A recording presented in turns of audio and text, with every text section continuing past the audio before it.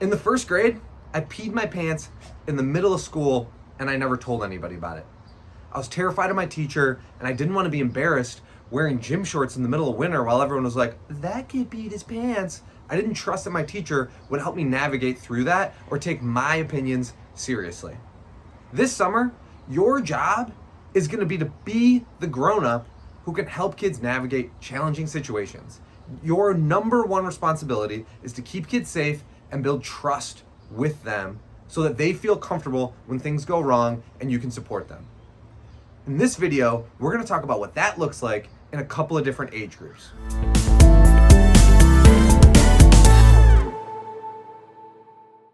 When we think about age group characteristics, we might want to dive into what different kids are like. But the most important thing is to really think about not necessarily what they're like, but what do kids need? And truthfully, no matter what their age is of any person, everybody kind of needs the same things. First, we want to think about basic needs. Physical needs are going to be most important. We're thinking about things here like good food to eat, a comfortable place to sleep, and a good quality of sleep. We're thinking about basic comforts, like nobody wants to be walking around in wet socks or with an itchy sweater on or something like that.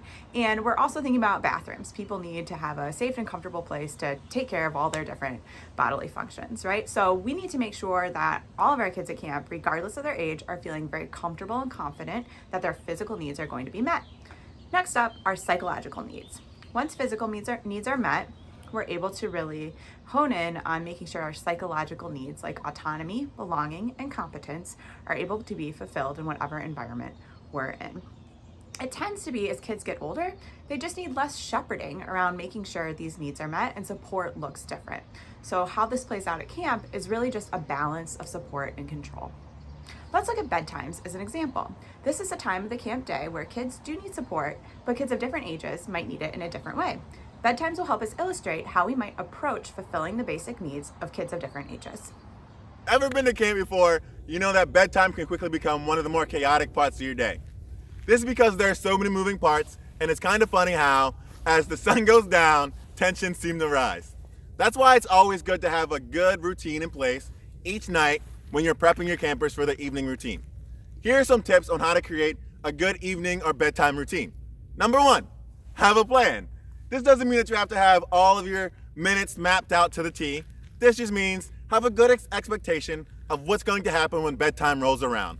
If you have campers that need meds, know that you're going to need someone to take them to the infirmary or the getaway. If you have campers that didn't shower for yesterday or the day before that, you're going to know they need to shower today, and that's something to keep in the back of your head. Once you have your plan, the next part is to relay your plan. The important part about this is to relay your plan well ahead of time. This is what we like to call a transition warning. Transition warnings allow both campers and you yourself to mentally and sometimes physically prepare for what's about to happen. This avoids us having to think and act at the same time. We can kind of just do because we knew what to expect. Once you have your plan and you've relayed your plan, here's number 3. This is the real kicker. Get ready to throw your plan out the window. I know I just told you to have a plan, but at camp, like I said, it's chaos. And sometimes it's chaos, but make it kind, and it just doesn't go according to plan. That's all right. We enjoy that. We're camp professionals. We know that. So what we want to do is we want to be flexible and be ready to change the plan as needed. If you can do those 3 things, if you make your plan and then you relay your plan well ahead of time, and then you're flexible with your plan, I promise you that your evening routine will go as smoothly as it possibly can.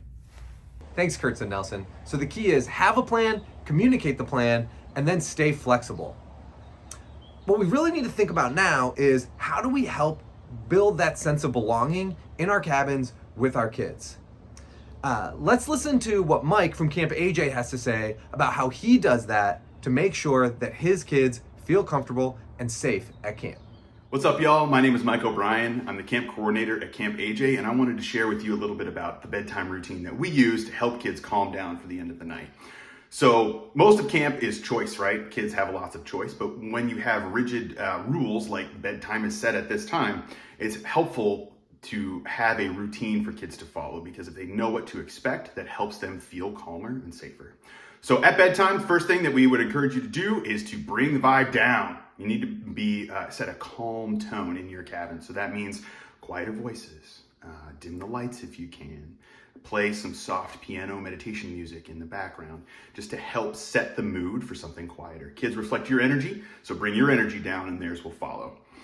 You want to start that before you start any type of bedtime routine. So like before they brush their teeth, before they wash their face, whatever, when you're heading back to your cabin, bring the energy down. Second thing is you need to be able to connect with your kids. Most kids have a routine at home that their parents help them through for bedtime, and we want to kind of create a mirror of that at camp. So after they are ready for bed and when they're ready to get into their bunk, every camper at Camp AJ gets one of these little LED candles, and they take it back to their bed and they can set it on their the foot of their bed where the counselor can see it.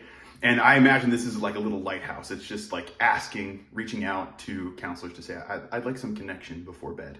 So once every kid has been through their routine and they sit on their bed, counselors go around to every bed that has a light on it, and you're gonna sit down on the bunk with the camper and spend, 3 or 4 minutes of one-on-one connection time. And you want to listen to them, ask them questions about their day, provide some encouragement. I saw that you did this really awesome thing earlier today, and that made me feel like you have been working hard. And then after that connection time, it's important to show the kids that you care about them even after that connection time. So that might mean asking if they want to get tucked in, or if they need you to get them a drink of water, or if they want to keep the candle at their bed. Lots of kids like a nightlight. And this is a really cool symbol of your connection with them. If they want to keep this and put it on the bedside table, they can see it and remember that you are a caring adult who spent time with them. And so as you take the energy in your cabin from the daytime energy to nighttime energy, it's important to hit those points: calm, connection, and caring. And I think that you will see bedtimes be a lot easier, smoother, calmer for your kids at camp this summer. Whoa, I love the personalized attention and the candles as a reminder of who we've talked to and a reminder to them that we really care about them. Let's dig a little bit closer in on the age group characteristics of some of our youngest and our oldest campers. Kurtz, can you help us out? With younger kids, this is a time you might really need to step into that parenting type of role. They might need you to help them get their supplies to get ready for bed. Make sure they have their toothbrush, their washcloth, toothpaste, whatever they need to do their kind of bathroom routine before bed. Some counselors might find success making a list of what they need by writing it down, and then checking with the kids before they leave for the bathroom or the bathhouse to make sure they have everything that they're going to need to take care of their business. When going to sleep, we're going to do the same routine every night. This gives kids comfort and stability. They know what to expect, and they can trust you as the camp counselor to kind of step into that caregiver role that someone like a parent at home might normally take. This also reduces homesickness and helps them get to sleep faster, which we all know is a pretty good thing when we're really busy at camp. For each step in the process, you want to be very clear about what they need to do and what comes next. You also might want to add kind of a comforting touch before bed. Mike talks in the video about how he uses candles at his camp, battery operated candles at his camp, to show the kids that there's someone there that cares about them. Lots of counselors find success reading or just having simple chats with every kid before bed, making sure that they do all the things that they need to do, have the supplies to do it, know what's coming next, and then have that kind of final touch point with an adult who shows them that they're safe and cared for at camp is going to be the most important kind of process in taking good care of our youngest campers. With older kids, you need to tell less and ask more. You're kind of a support and a guide here, not necessarily some kind of hovering type of parent. You do want to let them know exactly what's going to happen in the bathroom before bedtime routine begins. You might want to say something like, we'll be brushing our teeth, washing our face, taking a shower. So I like to bring things like my toothbrush, my shower caddy, etc. You might want to tell them if they need to bring a change of clothes or something like that. Even though they're older, camp is a new environment, so there's a lot of hidden curriculum that you might need to illuminate before doing something new, like getting ready for bed using a bathhouse instead of the bathroom in someone's house or apartment. You also want to let them know what to do if they're missing anything. Even though they're bigger kids, something might go wrong. They might have forgotten their toothbrush. They might not know how to turn on the shower because it's one they've never used before. So without hovering or being condescending, you can say something along the lines of, hey, I'm here if anybody needs anything. Lots of folks miss on this, but I think it's a really important thing to normalize asking for help with older kids, because a lot of older kids will need help, and if they don't feel comfortable asking for it, it can make camp really challenging for them. Keep your eyes up and check on folks who are taking a little bit longer, who might need extra help. You can ask them kind of on the side if there's anything you can do to support them. Even though they might look like adults if they're teenagers, they still could need extra support from their camp counselor. For bedtime, talk with your teen campers about a reasonable lights out time and give them some time just to chat. Stay in there, chat with them. When it's lights out, turn off the lights and stay present for a few minutes. This will reduce the random fart noises and laughter. Working with teen campers can be really fun. They don't need all the hand-holding that our youngest campers need, but still need to know that there's a caring adult there to support them with anything that comes up. Fart noises and laughter? Okay, let's talk about some 3 keys for supporting younger kids at camp. We want to tell, support, and then check. In Kurtz's example, we're saying, okay, these are the specific things that you need to do to get ready to go to the bathhouse. Next, we're going to go around the cabin and we're going to support them, helping them get those things out, and then we're going to have them check out with us before heading to the bathhouse, right? So that's tell, support, check. 3 keys to working with younger folks. Okay, so with the older folks, we've got 3 different keys. Outline, respect, be useful.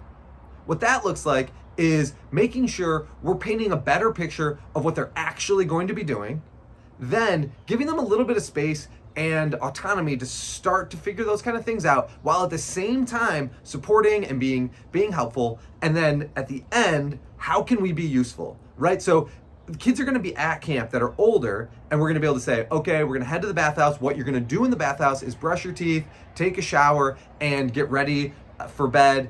If it was me, I'm going to explain those kind of things. But what's going to happen is some folks are going to forget their towel. They're not going to have brought shampoo. And what they might not feel really comfortable asking for it in that moment, right? So what we want to do is keep an eye out, respecting what they're doing, and then kind of approach them and try and help them without making them feel belittled or like we're like somehow better than them, right? And then we can be useful. We can actually solve those problems because they're not going to know how to get shampoo at camp necessarily the same way that they might know to ask their caregiver at home. Okay, so to sum it up, what we want to do is make sure we're helping kids get their physical and psychological needs met, and then for different age groups, kind of giving them support in slightly different ways. You're going to do this all summer long, and you're going to be amazing, right? Kids are going to come to you, they're going to care about you, and you're going to care about them. Remember that what you're going to start with is figuring out how to build respect and build trust with those kids. So kids like me don't pee their pants and don't tell you. You're going to have an awesome summer.